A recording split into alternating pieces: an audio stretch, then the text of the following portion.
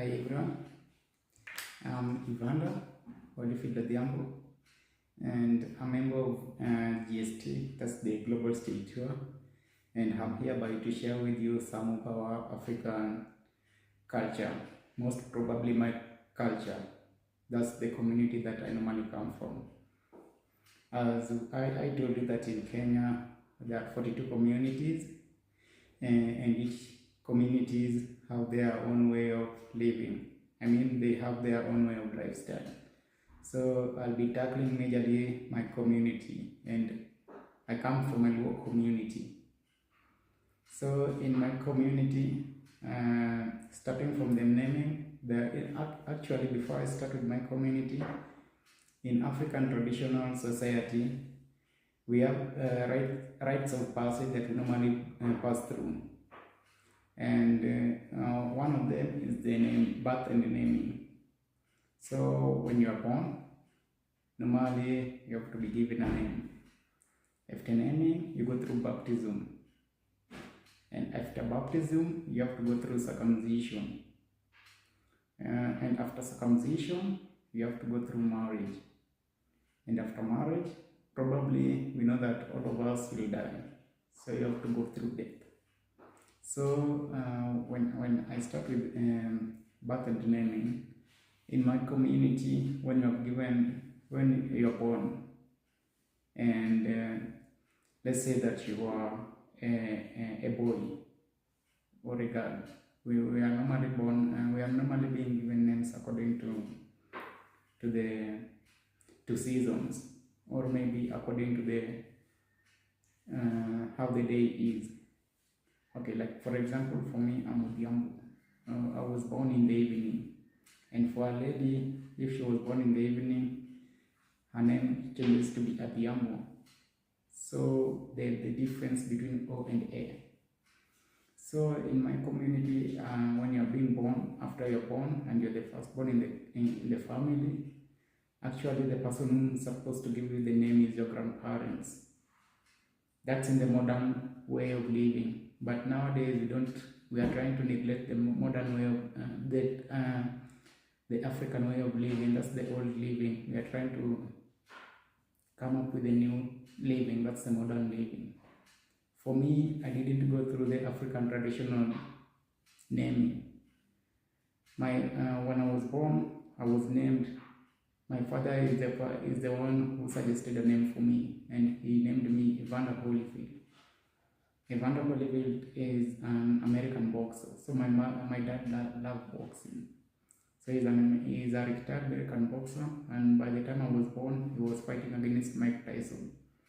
So the kind of name was against the African way of which our parents used to name their kids.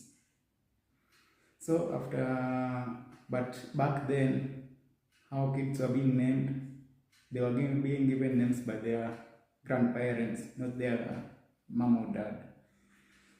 So after naming, you go through baptism, of which I don't know how it is in Denmark.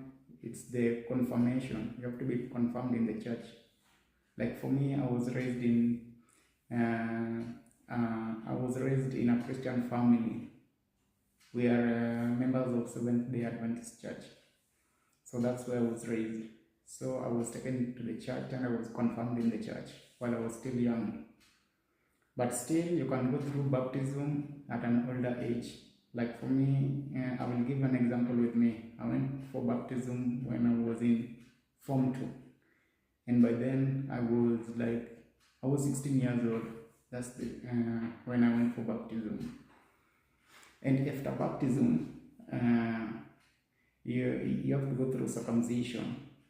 In my community, how you normally do circumcision is totally different from other communities. In my community, our way of circumcision was the removal of the 6 lower teeth. And I saw it with my granddad. He didn't have his 6 lower teeth. So for him, he underwent the traditional way. But nowadays, since we are in a modern world, you have to we do it in a medical way for several reasons. The first reason is for medical purposes. As you see, if you go for circumcision, it helps to reduce the chances of getting HIV by 60%. So that's why people nowadays go for the modern way of circumcision. But back in my community, back then in the olden days, it involves the removal of the lower teeth. But also it depends with other communities. Like in other communities, I will give this example with the lawyer community. Their way of circumcision was totally different from our way of circumcision, whereby when the boy reaches a certain age, maybe 8 years or 10 years, they are normally being taken to a forest, whereby they stay with the elders there in the forest for 1 week.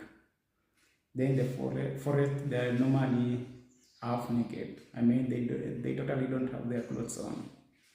So this whereby their way of circumcision was that a traditional surgeon, traditional doctor, normally performs the circumcision. Not everybody can perform it, but it was only performed by the traditional doctor. This is whereby they take a red hot knife, a very hot knife, sharp red hot knife, and they cut the foreskin of the penis. And during the procedure, you're not supposed to shake, you're not supposed to shout, and you're not supposed to scream. This showed how brave you are, and this showed how manhood you are. So that's how they normally did the circumcision.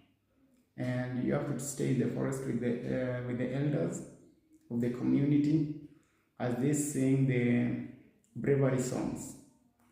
And they used to stay there for a period of 1 week. That's when you are being returned back to your community.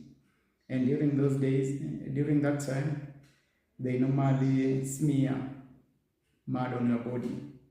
I didn't know what that really signifies, but they do that.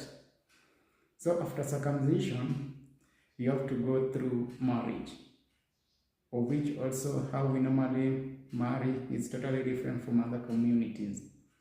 Like in my community, when I want to marry, for example, there's this thing called a bride price. This is what you pay in the exchange of the lady. Like in my community, for me to marry, I've seen a beautiful girl that I'm interested in and I want to marry her. So I have to pay a bride price to the family. And the bride price depends on the family agreement.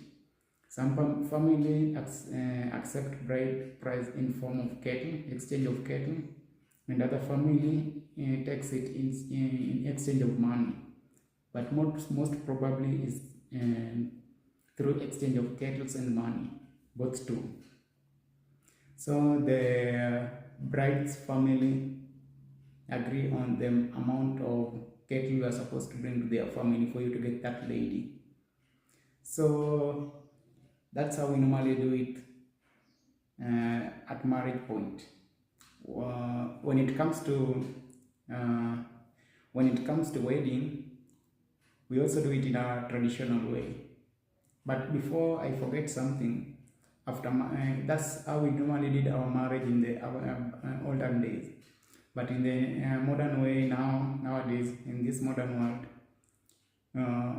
when you want to marry, even though we not still pay the bride price, but it takes a long time for you to pay the bride price.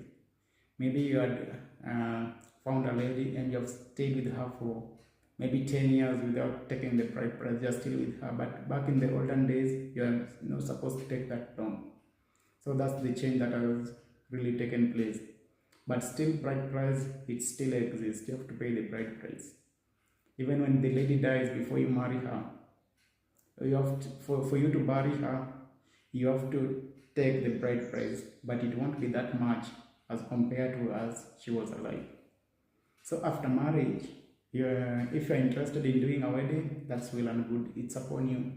For the wedding, it was not a must for you to do a wedding. But I will just take you through how we normally do our wedding. Back in the olden days, I don't know how they used to do it in the olden days, but in the modern way, if you have already married, For you to do a wedding, you have to invite family members, if you are willing to, friends and relatives, and you do it majorly in church for people to witness. Or if you don't, if you don't want to do the mass wedding, you can. I don't know. I've forgotten the name of the wedding that we normally practice nowadays. This is whereby you invite a lawyer and a few of the relatives from your side and from the bride side, and they come and witness this in front of a lawyer. So that's how we normally also do our wedding in the modern days. After wedding, probably we know that you'll die, and death is something that is inevitable. You can't stop it. So I will just take you through how we normally bury our dead how we normally bury our dead. In the traditional way, we still do it in the traditional way. This is whereby when someone is dead, or when I'm dead, I'll be taken to a morgue, that's a mortuary, whereby I will be preserved there for some days, depending on how our family is stable to conduct a dignified wedding, burial. So I'll be taken to a morgue, and I'll stay there for some days as the family plans on how I should be buried. Because this is my last day, we normally bury the dead with a lot of respect and dignity. So the day that I'm taken from the morgue, I'll be taken to our homestead, and I'll spend there a night. If I had my own house, I will sleep in my house. Even though I'm in the coffin, but I'll be taken in my house, spend a night there, and the following day I'll be laid to rest in our homestead. We don't bury our dead in the cemetery or burn the dead, but it depends on your wish. So from how we conduct it from the mortuary, there is a convoy of vehicles that come and pick your body from the morgue, and they take you to your homestead. This is whereby people mourn you, they celebrate you, and the celebration is through eating a lot of, we normally slaughter cattle, a cow, a goat, and we celebrate how you lived with your family or friends. So we celebrate you, we mourn, we dance, we praise you even though you are dead. So the following day, after sleeping in your homestead, the following day they will conduct a funeral, and after conducting a funeral, they will bury you in your homestead. This kind of burial, I know it's not the same as in Denmark, or maybe with other communities, but that's how we normally do it in our community. Yes.